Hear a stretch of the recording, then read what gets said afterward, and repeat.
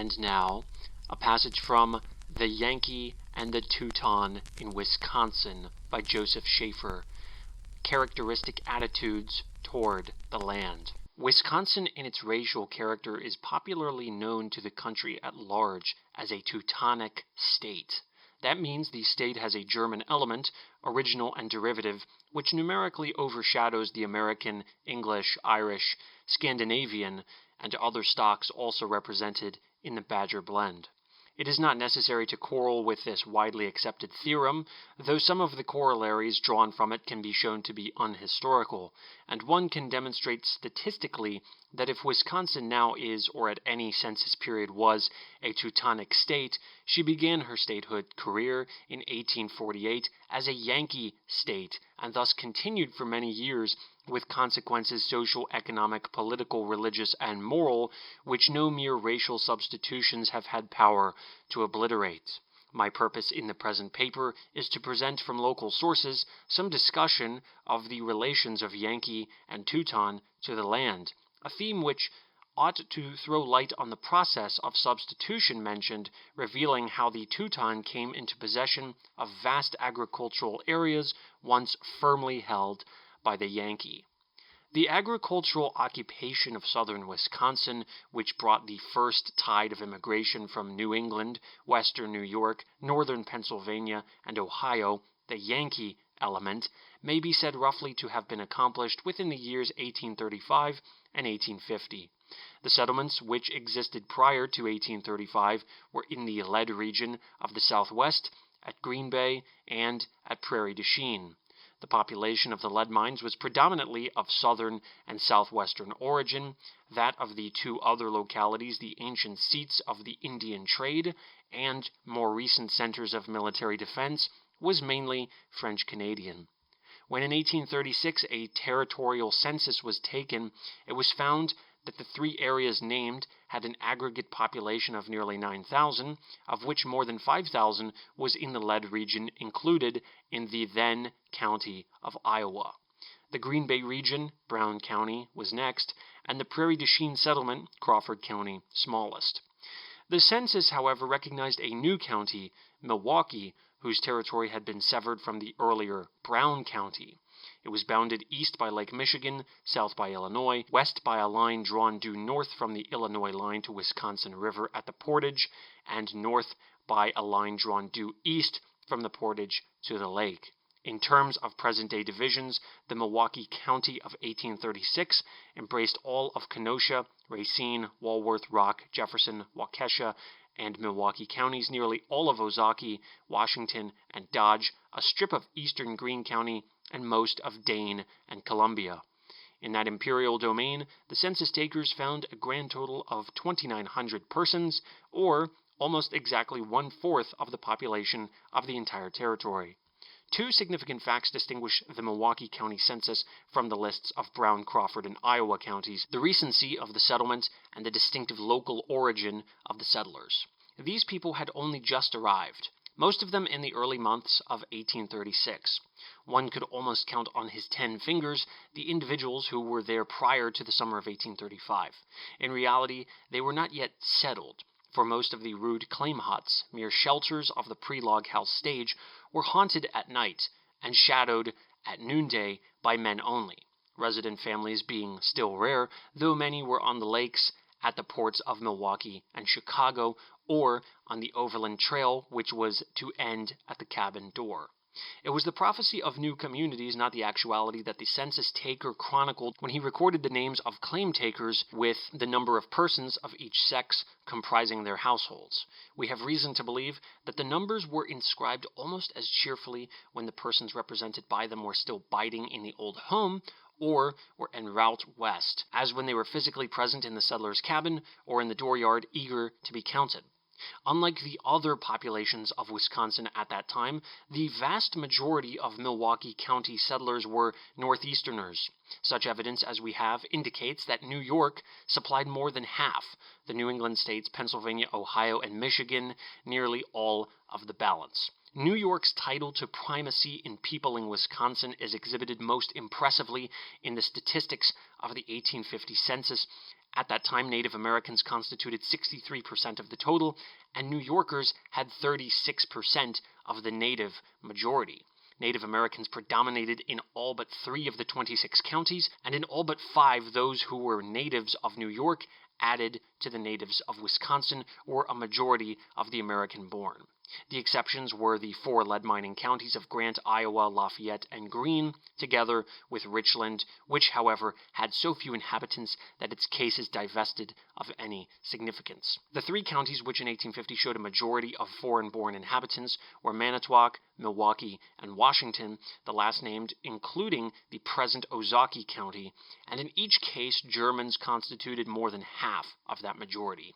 Together, those 3 counties had over 20,000, which was considerably more than one half of all the Germans, 38,054, domiciled in Wisconsin at that time. The other lakeshore counties, together with Calumet, Fond du Lac, Dodge, Jefferson, and Waukesha, accounted for 15,000 of the balance, leaving about 3,000 scattered over the rest of the state. Thus the area embraced by Lake Michigan, Lake Winnebago, and Lower Fox River, the upper reaches of Rock River, and the south boundary of Jefferson, Waukesha, and Milwaukee counties was all strongly and in the main distinctively German. Investigating the causes which may have operated to concentrate the German population within such clearly defined geographic limits, our first inquiry concerns the land on which settlement was taking place. And here we find that the distinguishing fact marking off the region in which Germans abounded from most of the other settled or partially settled areas of the state was its originally thickly wooded character.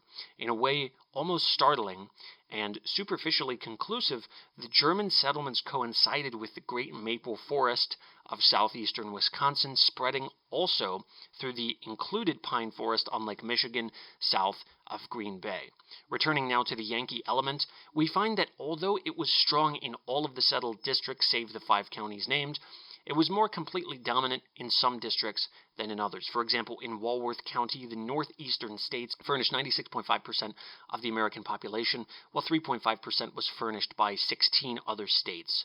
The foreign-born constituted less than 16% of the total. Walworth County was a section of the new Yankee land, which included in its boundaries also the counties of Racine and Kenosha, Rock, and at that time parts of Waukesha and Jefferson. Nowhere in that region were foreigners very numerous, and in many localities, non-English-speaking foreigners were almost scarce. Physically, this new Yankee land comprised those portions of the prairies and openings of southern Wisconsin, which lay not more than from 60 to 75 miles from the lake ports at Milwaukee, Racine, and Kenosha.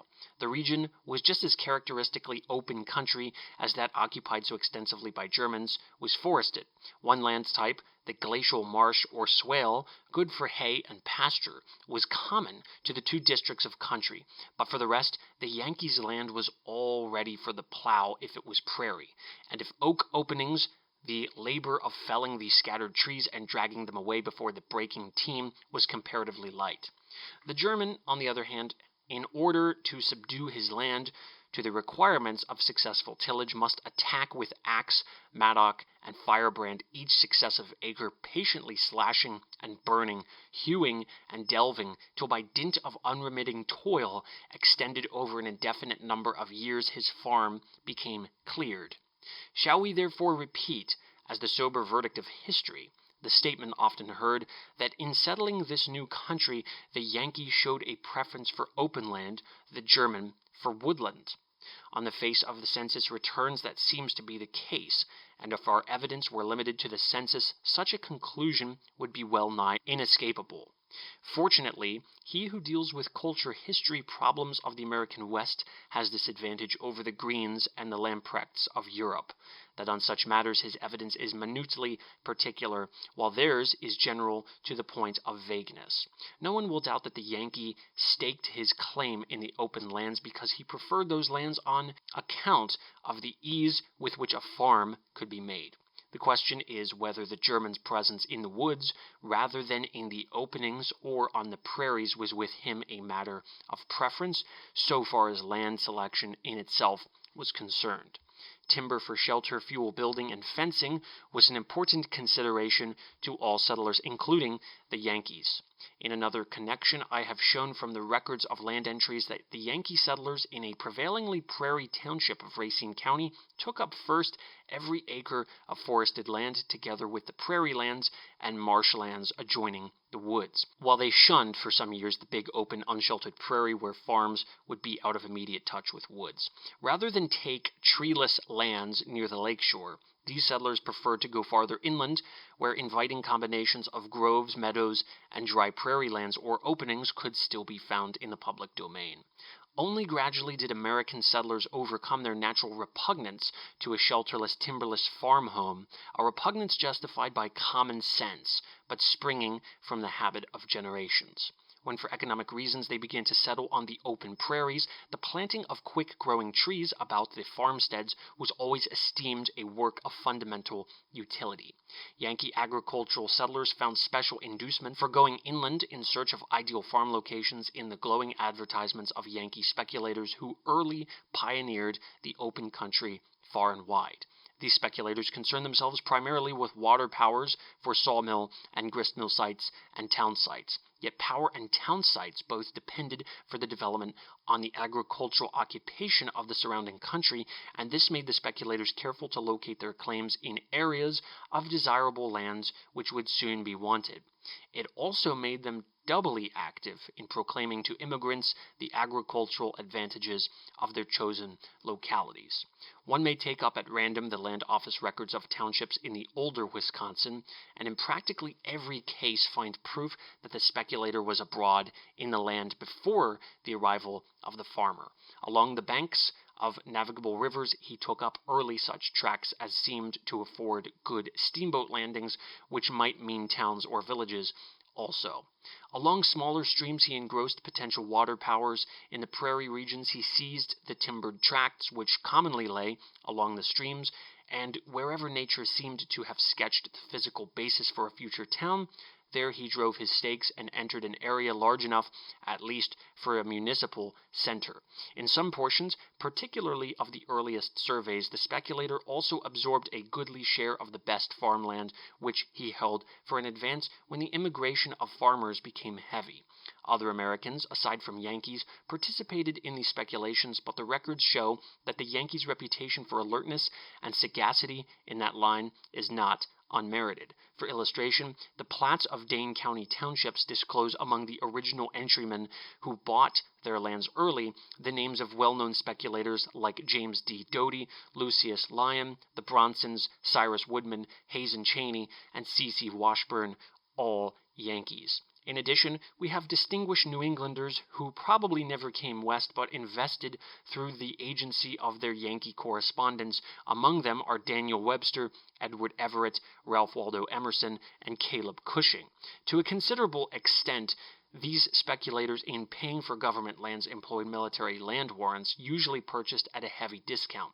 Scripting, by this means, became more common after the Mexican War. A German immigration leader wrote at the close of 1848, "There is a man living in Sheboygan who has already placed 344 of these warrants, each good for 160 acres, on government lands, and intends next spring to place 200 more on tracts lying north of Fox River." He did not say the man was a Yankee. Possibly he deemed that information unnecessary. For although the Germans sometimes bought warrants of the brokers in order to save the difference between the price of such warrants and the land office price of government land, he did not in the early years of the immigration speculate in farmlands. Therein was one of the outstanding differences between him and the Yankee. The German could not be told into the interior by golden promises of unearned increments from the sale of city lots, of mill sites, or of choice farmlands which were going rapidly. His caution and his phlegm were a protection. He was not particularly responsive to the optimistic prophecies of the development of this region, or that region in which this company or that prominent individual had interests. For these reasons, the German's motives as a land seeker were more legitimately economic and social than were those of the Yankee, and on the basis of such motives we can explain his settlement in the woods. In his homeland, the German villager loved the forest for its shelter, its recreational hospitality, and the benefits it conferred in necessary fuel, timber, bedding, and forage. A large proportion of the early German immigrants came from South German provinces dominated by such famous old forests as the Schwarzwald and the Odenwald.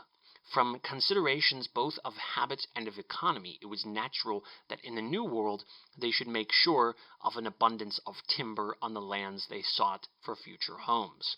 Yet there is no reason to assume that the German, any more than the Yankee, courted the grilling labor of clearing heavily forested land, a labor to him the more formidable for the want of the Yankee's training in axemanship and his almost unbroken tradition of winning fields from forests. Some German pioneers who were self-helpful struck for the openings in the prairies, and like the Yankee, chose for their farms the ideal combination of wood, marsh, and open land whenever such a combination could be found within easy reach of the market. If you enjoy forgotten and obscure stories like this one, head on over to my Patreon to support the channel. High Americana is bringing you content you're not going to get anywhere else. Thank you.